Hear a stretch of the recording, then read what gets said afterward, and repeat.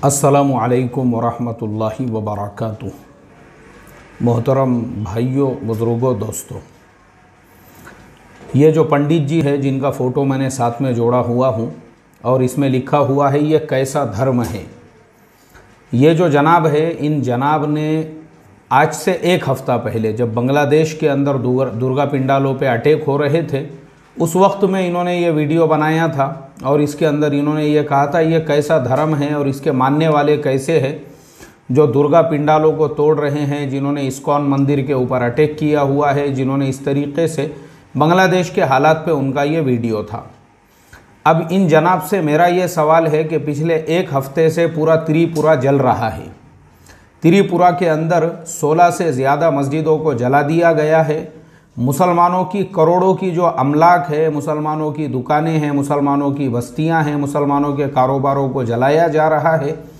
ये जनाब अब कहाँ पर है?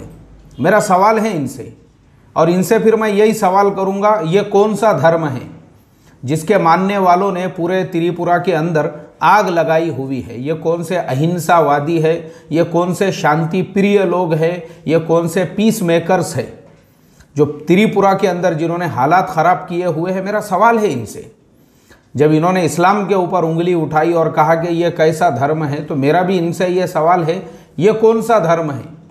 इन्होंने अब एक और वीडियो बनाना चाहिए त्रिपुरा के हालात पर और उसमें ये बोलना चाहिए कि ये कौन लोग हैं, किस धर्म के मानने वाले हैं। क्या इनके धर्म ने इनको यही सिखाया है मुसलमानों की मस्जिदों को इस तरह से आग लगाई जाए, मुसलमानों के बस्तियों को जलाया जाए, मुसलमानों के अमलाक को तबाह किया जाए, मुसलमानों की अमलाक को बर्बाद किया जाए? क्योंकि अगर इन्होंने ऐसा वीडियो नहीं बनाए तो मैं समझूंगा ये एक नंबर के दोगले इंसान हैं। ये डबल स्टैंडर्ड पे चलने वाले इंसान हैं कि जब बांग्लादेश के अंदर कुछ हालात ख़राब होते हैं तब इनको उनका धर्म याद आता है। ये कैसे धर्म के लोग हैं? ये कैसा धर्म है? क्या इस धर्म की शिक्षा यही है और इस धर्म के मानने वाले ऐसा ही करते हैं कि वहाँ के लोगों ने जो है इस तरीके से उन्होंने वहाँ की खूबियाँ बताई कि जो त्रिपुरा, जो बांग्लादेश के अंदर वहाँ पे जो है जो इस्कॉन मंदिर है, वहाँ के लोगों ने कैसे कोरोना के ज़माने में लोगों की मदद की, लोगों को खाना खिलाया, लोगों के साथ में अच्छा सुलूक किया, ये इन्होंने बताया है। मेरा भी इनसे यही सवाल है कि ऐसे ही त्रिपुरा के अंदर भी जो मुसलमानों के अमलाक तबाह किए जा रहे हैं, बर्बाद किए जा रहे हैं, उन्हीं लोगों ने ये जो उन पे अटैक करने वाले हैं, कोरोना के ज़माने में उनको खाना खिलाया, उनके जो मरे हुए मुर्दे थे जिनको कोई उनकी आखिरी रसूमात अदा करने वाला नहीं था, यही वो मुसलमान हैं। यही इन्होंने रिकॉर्ड तोड़ दिए।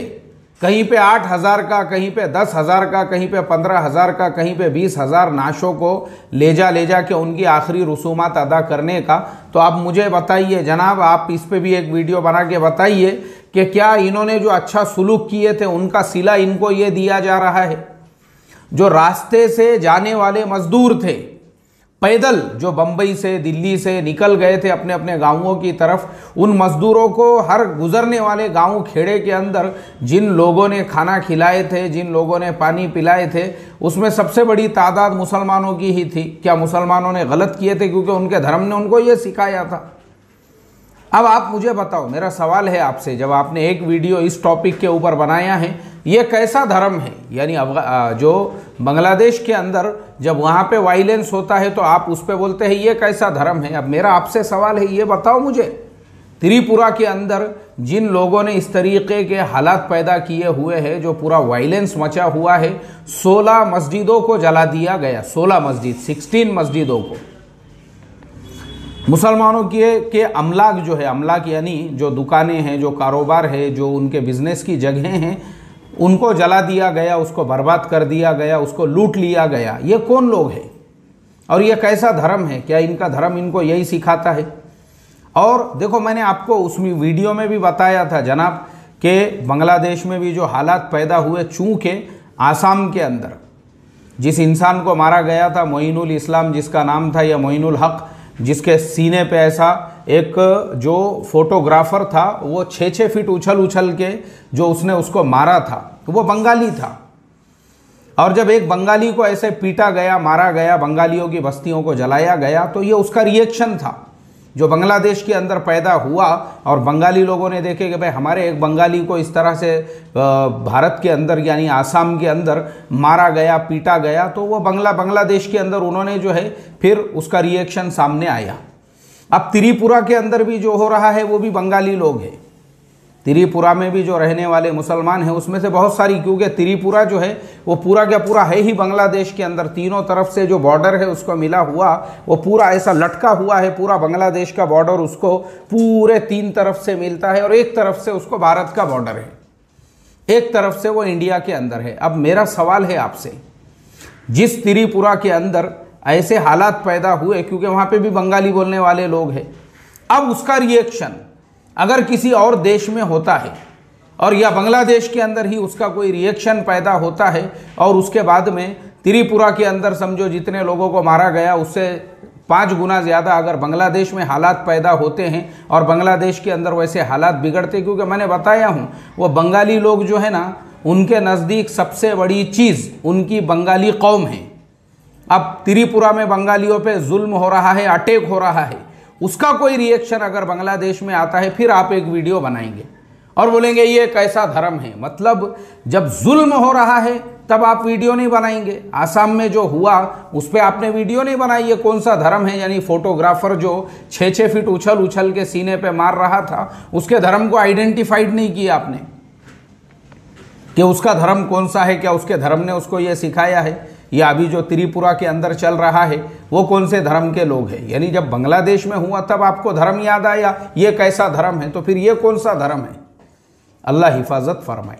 तो इसलिए चूंकि देखो मैं जो है इंसानियत की बात करने वाला इंसान हूँ, मानवता की बात, मुझे किसी ये धर्म के जो लड़ाई झगड़े हैं इसमें अपने को ज़र्रा बराबर भी इंटरेस्ट नहीं है, ना ही उसमें पढ़ना है।